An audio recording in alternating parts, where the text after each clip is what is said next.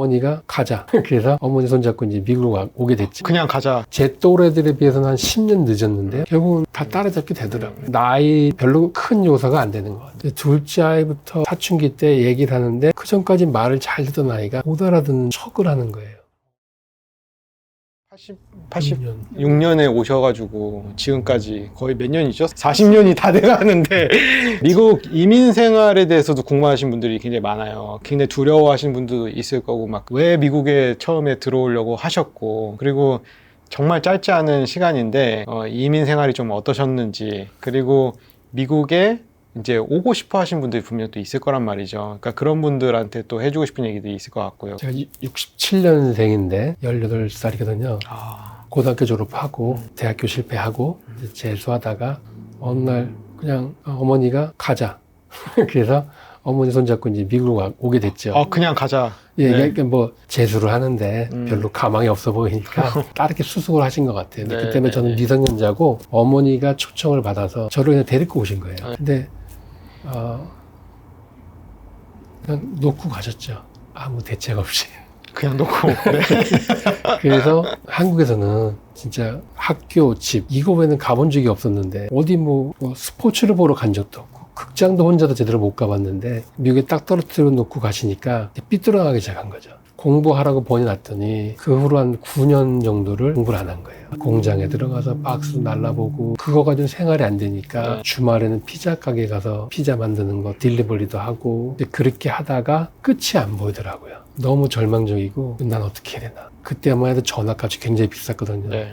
1분의 1불이니까 조금만 전화하면 뭐 이렇게 몇십 불씩 나오잖아요. 근데 그 귀한 전화를 저는 부모님하고 싸우느라고 시간을 다 보냈어요. 그리워서 전화를 했지만 결국은 서로 화를 내고 주로 제가 많이 억울하다고 뭐 얘기를 했죠. 왜 나는 아무런 준비가 안 돼 있느냐. 이제 그렇게 해서 반항을 했던 것 같아요. 그러다가 26살 때 이렇게 살아서는 안 되겠다. 커뮤니티 칼리지도 들어가서 밤엔 일하고 낮엔 학교 다니고. 뭐 그냥 뻔한 스토리예요. 근데 그렇게 해서 나이 30에 이제 가까스로 졸업을 했고 그리고 이제 우리 마님을 만나서 이제 결혼을 했는데 사실 그때까지 되는 게 하나도 없었어요. 있는 거라고는 학교 다니면서 진 빚밖에 없었어요.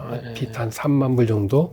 그걸 안고 사회를 시작했는데 정말 안 풀렸어요. 다행히 토목과를 나와서 토목 일을 하는 회사에 취직은 됐지만 제 같이 졸업한 친구들에 비하면 저는 너무 뒤떨어져 있었죠. 참 힘들게 보냈는데 결국은 마음가짐인 것 같아요. 조금 더 긍정적으로 생각을 하고 얼마 전까지 이제 겸업을 했어요. 저는 주정부 공무원이었거든요. 그 일은 7시에 출근을 해서 3시 반이면 끝나요. 이제 3시 반부터는 자유시간이잖아요. 그래서 2005년도부터 그때부터 밤에 사무실 찾아다녔어요.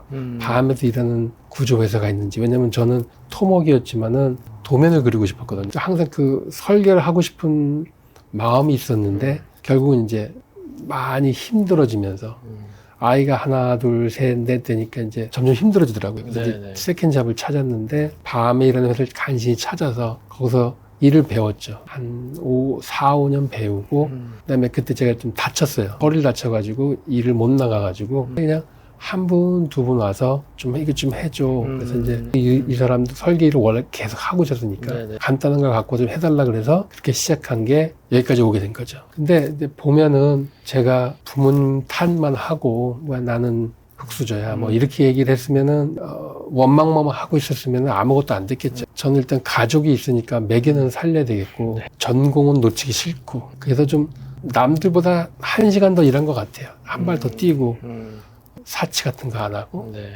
내가 노력한 만큼 돌려주는 게 저는 이 미국 사회라고 봐요. 한국은 제가 사회생활을 안 해봐서 모르지만은 들리는 얘기를 들어보면 노력을 해도 결과가 안 나온다는 말씀을 하시는 분들이 꽤 많더라고요.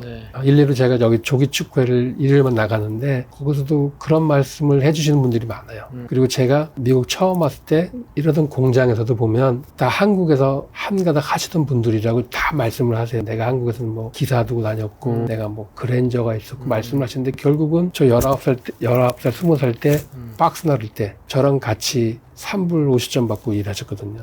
근데 그 중에서도 보면 지금은 다운타운에 있는 옷 만드는 공장에 돼서 거기서 사장님 하시는 분도 있고요. 그다음에 큰 건물주 되신 분도 있고 어떻든 간에 내가 흑수저건 금수저건 간에 내가 정말 땀 흘리고 이러면 제가 볼 때 아직 미국은 그거에 대한 보상을 해주는 것 같아요. 노력한 만큼. 노력한 만큼. 이 사람이 봐서 알겠지만 저는 좀 미련해요. 그래서 사이드 스텝을 걸을 줄을 잘 몰라요. 그런데 그런데도 불구하고 사이드 스텝을 걸어서 숏코스로 가려다 보니까 한 방 맞은 거죠. 그래서 저희는 파산도 해봤고요. 이제 그런 경험을 많이 했어요. 그래서 네네. 지금 하는 얘기는 절대 속이지 말자. 아. 우리도 속이지 말고 남도 속이지 말고 우리는 상류층을 위해서 설계해주는 회사가 아니라 중산층이나 중하인데 그분들이 우리한테 왔을 때는 정말 뭐가 절치해서 온 거니까 우리가 도와주자. 그래서 한 잡 한 잡 진심으로 대해드렸어요. 그랬더니 이제 반응이 오시는 게 저희가 부엌 한 켠에서 일하다가 리빙룸에서 일하다가 이제 이렇게 사무실까지 차려서 나오게 네. 될 수 있었던 것 같아요. 네.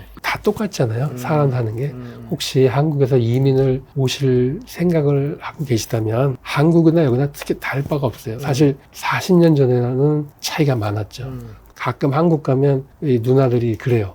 LA 거지 들어왔다고. 그래서 옷 입은 것도 그렇고 맞아요. 저희 아들은 이제 고등학교 때 한국 갔는데 여기 유행하는 대로 짧은 바지에 까만 양말을 신었어요. 그게 네. 여기 잠깐 유행이었거든요. 네, 네. 그거 뭐가 놀래가지고 양말을 이제 빨리 갈아 신으라고. 한국은 그렇게 안 입는다고. 아. 그렇게 하지만 지금은 거의 같잖아요. 그렇죠. 그러니까 제가 볼 때 그냥 쓰는 말하고 보는 사람들이 바뀐 것 뿐이지 여기는 한국은 크게 다를 바는 없다고 생각해요. 와서 열심히 일하고 뭐 50이면 어때요? 배우면 되는 거거든요.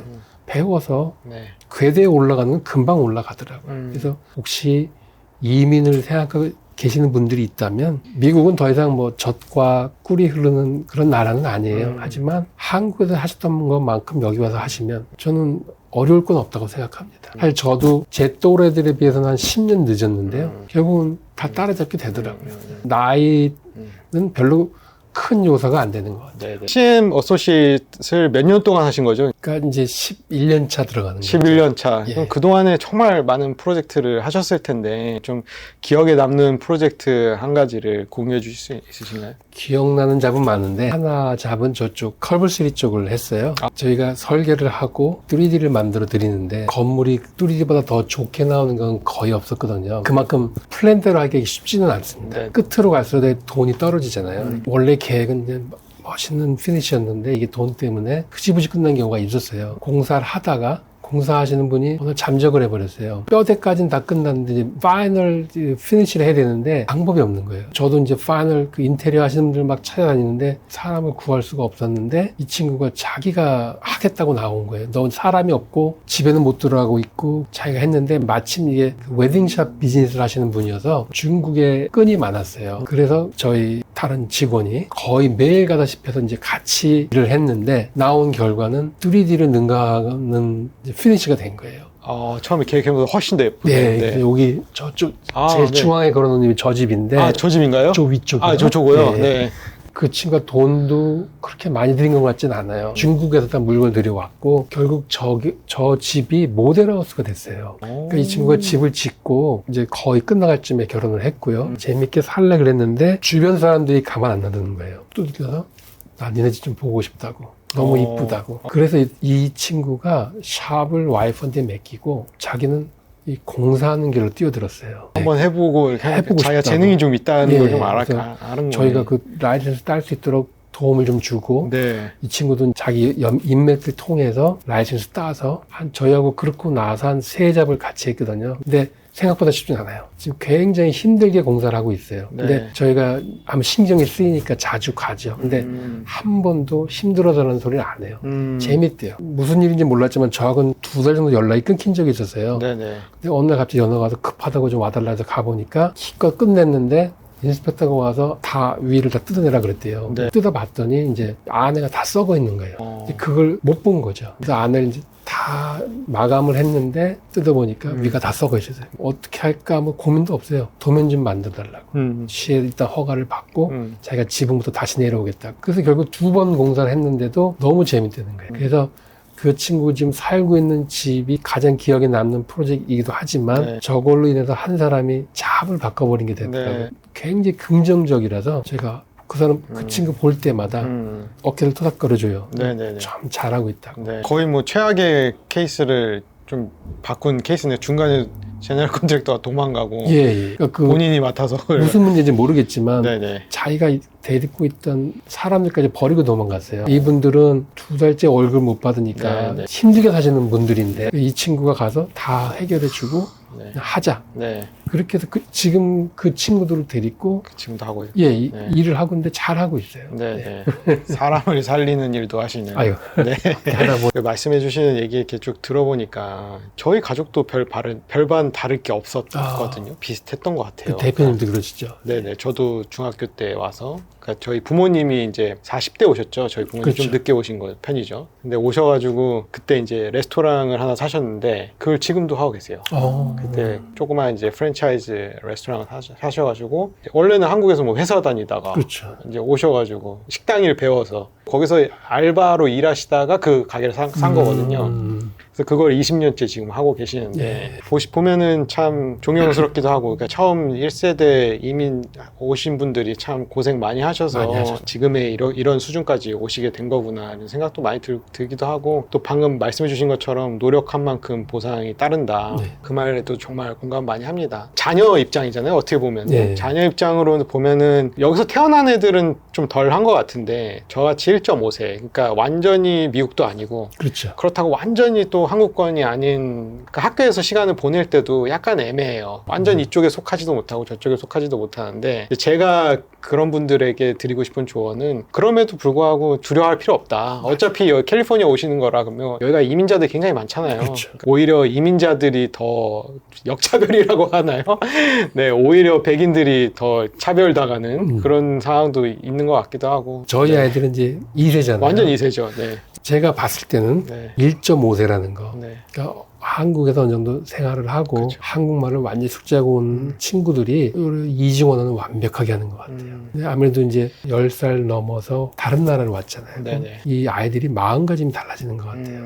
내가 여기서 대강하면 안 되겠다. 네네. 그런 마음이 있는지 아이들이 친구들 놀거나 데리고 올 때 보면은 유난히 빠릇빠릇한 애들이 있어요. 보면은 이제 한 2, 3년 만에 네. 거의 이쪽 애들하고 말해도 네네. 뭐 모를 정도고요. 근데 그런 애들이 참 좋은 기회인 것 같아요.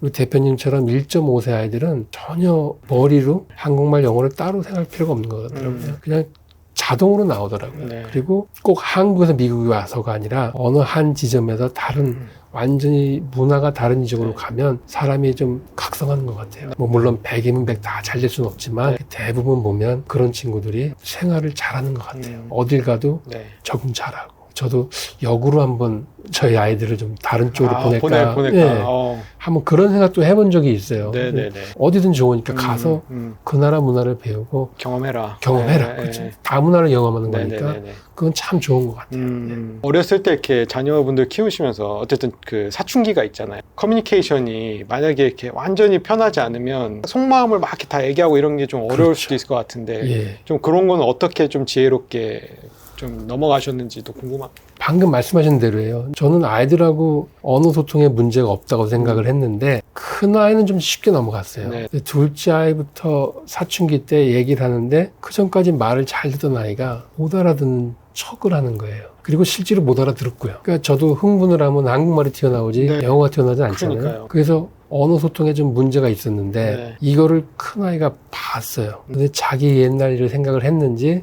저희를 도와주더라고요. 그래서 가운데 들어와서 아빠, 얘 둘째가 하는 말은 이게 아니고 이런 식이야. 그렇게 해서 둘째가 넘어갔어요. 힘들긴 네. 했죠. 그리고 이제 저희 막내 이제 쌍둥이들이 사춘기가 왔는데 얘는 쌍으로 오잖아요. 와, 정말 네. 힘들었는데 지 형들이 또 도와주더라고요. 네. 결국은 저희는 그냥 옆에서 울타리만 만들어서 지켜보고 있는 네네. 편이었고요. 그냥 안에서 지지고 못 가도 네. 그냥 내버려 뒀어요. 불과 한 2, 3년 전만 해도 한번 싸움이 나면 네. 집이 다 흔들릴 정도였었는데 지금은 넷이서 베스트 프렌이 됐어요. 이 쌍둥이들이 커서 등치가 형만해지니까 네. 이제는 뭐 넷이서 가서 골프도 치고 오고 또 네. 다 축구를 하니까 한번 만나서 축구하러 이제 원정도 갔다 오고 네. 그렇게도 지낸 것 같아요. 내 부모로서 내가 정말 나쁜 짓 안 하고 네. 제대로만 살고 있다면 애들은 그거 보고 다 배우는 것 같아요. 따라가는 예. 네. 부모가 꼭 내가 이거 해라 저거 해라 이렇게 한다고 애가 잘 되는 것 같지는 않고요. 네 뒤에는 내가 있으니까 네. 한번 놀아봐. 근데 그렇게 해서 풀어주는 게 저는 낫다고 보고 간혹가다 보면 이제 애들 친구들 보면은 맨날 집에서 놀아요. 네. 노는데 어느 날부터 발게임이 뜸해진 애들이 있어요. 그래서 물어보면은 이 걔들은 이제 학원 가고 대학 준비를 하는 거예요. 네네네. 근데 솔직히 저희는 내 놈 다 대학 준비를 따로 해본 적이 없어요. 가고 싶으면 가고 지금 못 가면 나중에 네가 정말 디그리가 필요하고 그때 가라.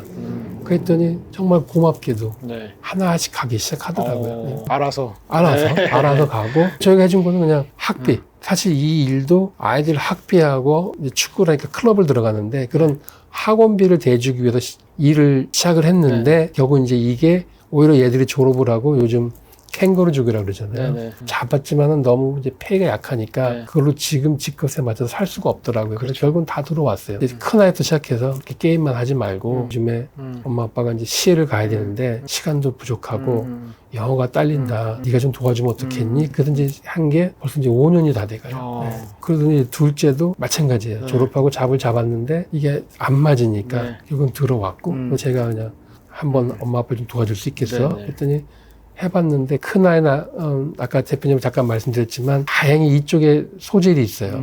특히 이제 그 3D 디자인 쪽에 대해서 네. 잘해서 지금 한 파트를 맡아서 잘하고 있고요. 둘째 같은 경우에는 저를 닮아서 그런지 예술적인 거는 전혀 없는데 행정을 잘해요. 제가 들어와서 한 달 만에 모든 돈이나 서류들은 다 둘째한테 맡겼어요. 그렇게 해서 돌아가고 있고요. 네. 거의 패밀리 비즈니스가 돼버렸네요. 그죠? 그렇게 돼버렸죠. 네네네. 그게 좋은 점도 있고 나쁜 점도 있지만 네, 나쁜 점은 뭐 다 있는 거라고 네, 네, 생각하고 좋은 점만 생각하려고 네, 네. 그래요. 수시를 불러내서 일시키고 네. 그런 걸 좀 하는 거죠. 그 생활의 지혜는 다자녀군요. 여럿을 알아. 그럼 우연찮게. 첫째가 알아서 키운다.